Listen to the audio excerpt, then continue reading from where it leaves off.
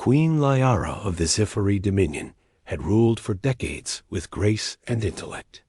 Her people revered her, not merely for her status, but for her wisdom and unyielding sense of justice. The palace, perched on the crystalline cliffs of her homeworld, gleamed under the twin suns, reflecting 1,000 shades of sapphire and silver.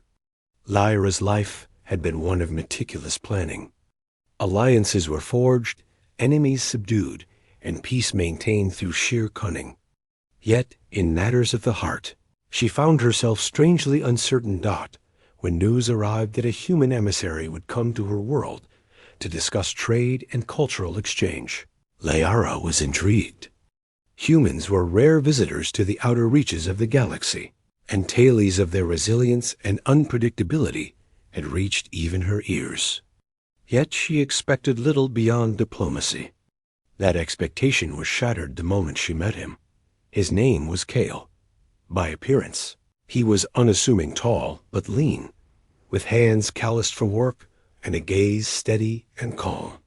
His skin, sun-kissed and warm, seemed ordinary to Lyra, but there was a quiet intensity in his eyes that hinted at depths she could not immediately measure.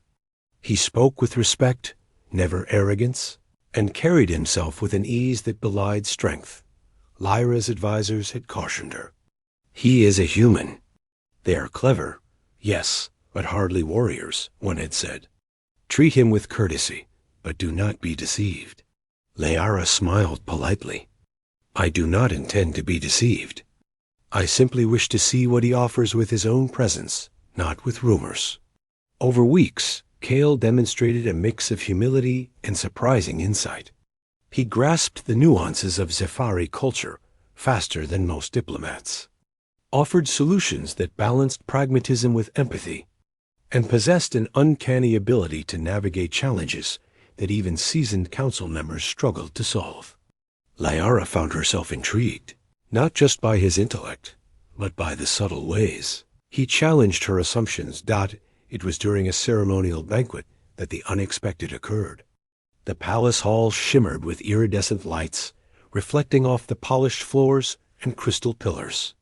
Delegates from neighboring systems filled the space, their conversations a hum of multiple languages. Kale, ever composed, engaged with the assembly with ease. Yet, it was when he rose to speak privately with Lyra that she sensed a shift. I find your people's ways remarkable, Kale said quietly, his voice steady. Yet, I wonder if some traditions might be re-examined. Change is not always chaos. It can be the sea of strength. Lyra studied him, her violet eyes narrowing slightly. You speak boldly for one so new to our customs. Do you truly understand what you suggest? I understand enough to know that fear often binds the brightest minds, Kale replied, and that courage can transform even the most rigid systems. The exchange left Lyra unsettled. His words were simple, but they carried a weight she could not dismiss. And as the days passed, she realized that her fascination with Kale was no longer merely professional.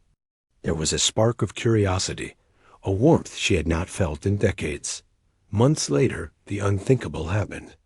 In a gesture that shocked the entire Zifari court, Lyra chose to marry Kale. Many assumed it was a political maneuver, a symbol of alliance between her people and the humans. Few understood the truth. Lyra was captivated by the man himself. His humility, his insight, his quiet strength had pierced through her armor. The wedding was celebrated across her dominion. Lyra wore ceremonial robes of silver and violet, adorned with symbols of her reign. Kale appeared in simple attire, his sword strapped to his side, a ceremonial piece he claimed was tradition from his homeland. Few paid attention to it, dismissing it as a mere accessory. The early months of their union were marked by genuine companionship. Kale learned Zifari etiquette swiftly, yet he retained a simplicity that charmed the court. He laughed at trivial mistakes, shared meals with workers, and never sought to overshadow Lyra's authority. To her, he was the perfect partner, unassuming, kind, loyal. Lyara believed she had married a man of peace. That belief would be tested sooner than she imagined.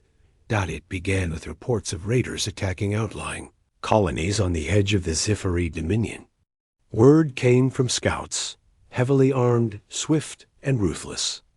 Lyra's advisors were quick to react, proposing defensive fleets and complex strategies. Yet Kale listened quietly, his expression unreadable. "May I see the reports?" he asked. Lyara handed him the data, expecting him to defer to the council. Instead, he studied each report with meticulous care, noting patterns and weaknesses. After a pause, he looked up, calm yet resolute. "They strike in predictable intervals," he said. "Their formations are strong up front, but leave flanks exposed. I can help you repel them, but we must act immediately and decisively." Lyara blinked. "You speak as if you have fought them before." Kale shook his head. "I have faced threats, yes, but strategy is universal. Observation and courage decide the outcome." Her curiosity piqued. Lyara allowed him to proceed. What followed astonished the entire court. Kale led a small contingent of elite Zifari guards. He moved with precision, positioning units with unmatched foresight. As the raiders arrived, confident in their expected victory, Kale drew his sword, a simple yet elegant blade, and charged. Lyara watched in shock. She had known him as a scholar, a diplomat, a husband. She had never imagined him as a warrior. Yet there he was, slicing through enemy ranks with speed and grace that left even seasoned Zifari soldiers awestruck. His movements were efficient, decisive, and fearless. The battle was swift. The raiders, unprepared for his tactics, were routed. Losses on the Zifari side were minimal. When the dust settled, Kale stood alone, sword in hand, breathing steadily, eyes scanning the horizon for any lingering threats. Lyara approached him, her heart pounding.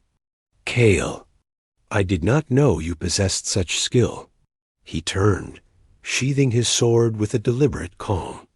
"You never asked, and I never thought it necessary to boast." Her mind reeled. All this time, she had believed him simple, ordinary.